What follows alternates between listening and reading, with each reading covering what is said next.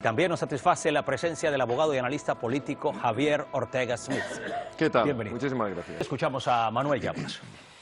Mauricio Macri es un cobarde. Es un cobarde. Es un cobarde como político. Es un tibio, absolutamente. Es una persona muy tibia y un profundo acomplejado a nivel ideológico. Parece mentira que haya que recordarlo una y otra vez. Mauricio Macri se autodenomina peronista. Y el peronismo es el cáncer de Argentina desde hace 70 años.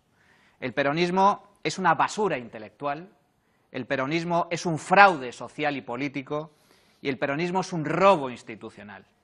El peronismo no es ni más ni menos que lo que ellos denominan justicialismo social, pero ese justicialismo social, después de 70 años puesto en práctica, ha demostrado fracaso tras fracaso, miseria, ruina a nivel presupuestario y fiscal, pobreza a nivel social y económico, autarquía y subdesarrollo. Argentina era uno de los países más ricos del mundo hace un siglo, antes de la llegada del peronismo al poder y su enquistamiento en la sociedad argentina, y hoy es un país en vías de desarrollo. Esa es la realidad.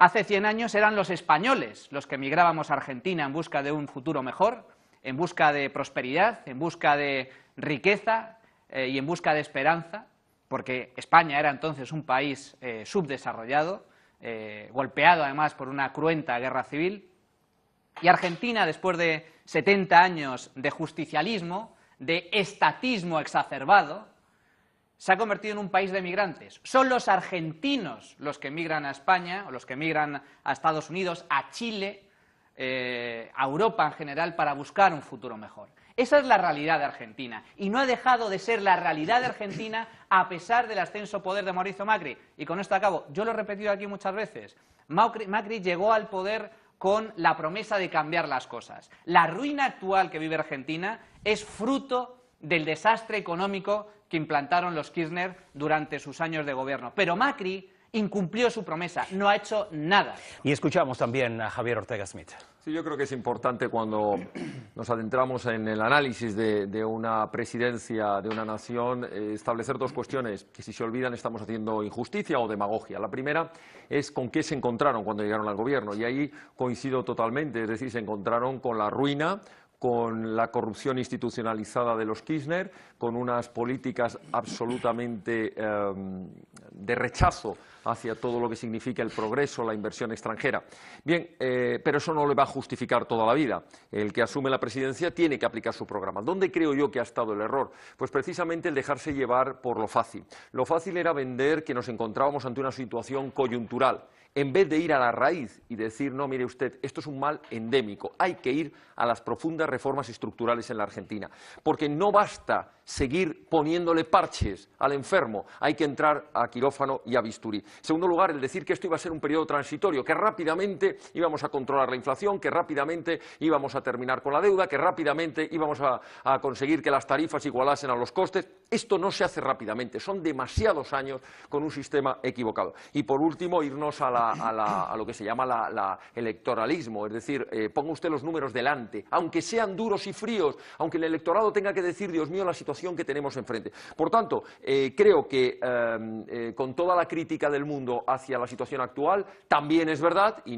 repito, no es echar balones fuera, también es verdad que hay una serie de condicionantes que ya se han mencionado en el inicio, es decir, la subida del petróleo, la subida de los intereses, la subida del dólar, la subida de los costes de energía. Hombre, todo eso dificulta de alguna manera. Y por último, no podemos olvidar, Macri ha estado gobernando o está gobernando sin haber tenido toda la capacidad legislativa, es decir, para haber aplicado su política, lo hemos dicho en este programa en otras ocasiones, no ha contado durante los primeros años con el control absoluto o con la capacidad absoluta en materia legislativa. Por tanto, hay que dar un margen de confianza, no sé si decir esa palabra, porque la confianza se le da cuando se le otorga la presidencia, pero sí que tenemos que dejar que el tiempo haga lo demás, ¿no? Más margen, dice usted. De todas maneras, me permito recordarle, en las elecciones legislativas, Cambiemos, la formación, la coalición que secunda al presidente Macri, se puede decir que arrasó, con lo cual esa parte de posibilidades de gestionar le quedaba mucho más cómoda, o le está quedando mucho más cómoda.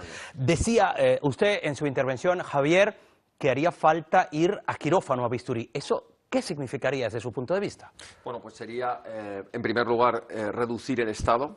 En segundo lugar, abrir una política en la que haya un equilibrio entre el gasto político, entre el gasto del Estado y los ingresos. En tercer lugar, hay que hacer una política que a mí me parece equivocado la línea que ha tomado, que es precisamente la de equilibrar las cuentas. No se resuelve saliendo corriendo a pedir más dinero. Ahí creo que está entrando en una senda muy peligrosa para la Argentina, el endeudamiento, que al final quien paga te controla. Es decir, si vuelves a caer otra vez en manos del Fondo Monetario Internacional, vuelves a caer en manos de las oligarquías financieras del mundo, vuelves otra vez a ceder soberanía. Yo creo que esto es un error. Y digo estructurales porque hay que lograr que el Estado sea una auténtica maquinaria de creación de riqueza para beneficiar a todos los argentinos, no solo a una parte que pueda verse beneficiada a corto plazo. Javier Ortega ha habido una cuestión que ha tratado, Alberto nos ha rebatido algo que yo he dicho y creo que es importante dejarlo en la mesa y dejarlo muy claro, porque lo hemos repetido muchas veces. Se puede hacer mucha demagogia. Dicen que quien complica las explicaciones económicas es porque no les gusta poner las cuentas claras. Mire, lo que necesita la Argentina es lo mismo que necesita España, es una economía familiar. ¿Qué quiero decir con esto? Pues tan sencillo como que no se gaste un peso más del que se ingrese, es decir, lograr un presupuesto en base cero. ¿Y eso cómo se logra? Pues eso se logra con algo que yo me estaba refiriendo antes cuando decía que había que reducir la grasa del Estado. Inmediatamente te salta la demagogia diciéndote, oiga, usted lo que quiere es dejar a los niños sin educación, la sanidad sin gasto, no, mire, es justo lo contrario. Lo que queremos es tener más dinero para lo importante, que es la educación, que es la sanidad, que son las infraestructuras. Queremos que vengan las inversiones extranjeras, queremos que haya más turismo. ¿Y sabe cómo se logra eso? Reduciendo el gasto político innecesario, haciendo que el gasto del Estado, el gasto que no es precisamente el que es gasto productivo, el que genera riqueza, el que genera empleo, el que genera bienestar, se reduzca. Estamos hablando de todo lo que gira en torno a la política, todo lo que gira en torno a las subvenciones no productivas, todo lo que genera en torno a una presión fiscal que lo que hace es retraer la inversión y retraer el empleo. Eso es lo que estamos diciendo y eso se puede aplicar exactamente igual en la Pero ponía, muy breve, ponía Azcárate el ejemplo de los impuestos a la soja que habían disminuido y se refería a las consecuencias de, estos impuestos que tenía la agricultura estaban provocando una situación gravísima y es que el campo argentino, que había sido el gran granero de donde habíamos tenido, es un campo que se estaba directamente arruinando. Mire, el campo estaba dejando de exportar por los costes y los aranceles que tenía. No compensaba sacar la carne argentina, no compensaba la producción de soja. Sí, no, pero estaba pensando también en el maíz y en otros cultivos tradicionales argentinos. Es decir, el gran problema es que la presión fiscal estaba ahogando el campo argentino, igual que otros sectores. Y la prueba está ahí, es decir, no es cuestión de aplastar con impuestos, es cuestión de dejar que se cree riqueza. Por tanto, termino con esto. No estamos hablando, que no se haga demagogia, ni de reducir el apoyo a la infancia, ni de reducir el apoyo a la educación y a la sanidad y a la infraestructura. Estamos diciendo que hay que meter tijera, que hay que reducir todo ese gasto político innecesario que ni crea riqueza ni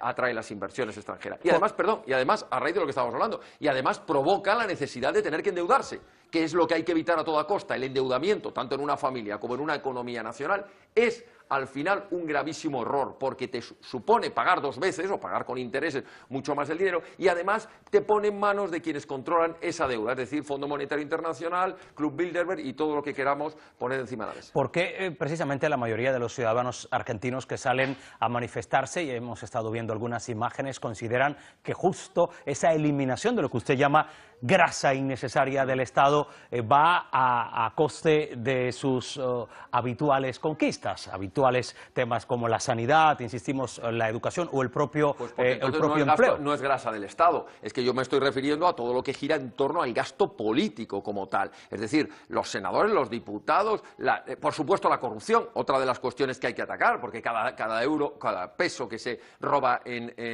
por causa de la corrupción, me da igual del partido que sea, es un dinero.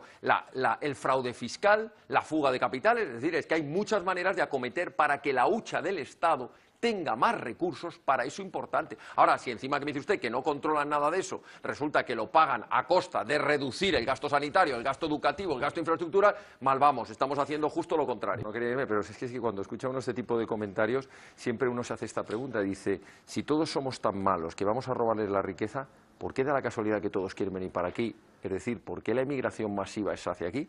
¿No será porque a lo mejor en sus países pues sus gobernantes les tratan en la absoluta miseria, en la absoluta esclavitud, donde no hay libertades, donde hay pobreza? Ahora va a resultar que la culpa la tiene toda Europa, que va a robarles. Bueno, bien, yo creo que sí que hay colonialismo, pero también hay mucha miseria en esos países. Pero evidentemente sería salirnos del tema. de ese tema. Vamos a hacer una pausa. Bueno, los números rojos, la verdad es que no acompañan precisamente un discurso, si, repito e insisto en lo del principio, si el discurso que pretendes es un discurso electoralista, de no contar la realidad. Y además, si pretendes solucionar las cosas a corto plazo, sin tener en cuenta esas reformas estructurales que hay que hacer. Yo lo que creo es que, claro, a la frase que acabo de escucharle a Alberto, hay que sacar a esta gente cuanto antes. Bueno, en primer lugar, esta gente está allí democráticamente porque la inmensa mayoría de los argentinos lo ha querido. Primera cuestión que no hay que olvidar, porque algunos parecen... Con brevedad, que nos queda sí, apenas un minuto. Digo que en primer lugar no hay que olvidarse el principio democrático, que están ahí porque los argentinos quieren que estén. En segundo lugar, viene la segunda pregunta, ¿quitar a esta gente para poner a quién?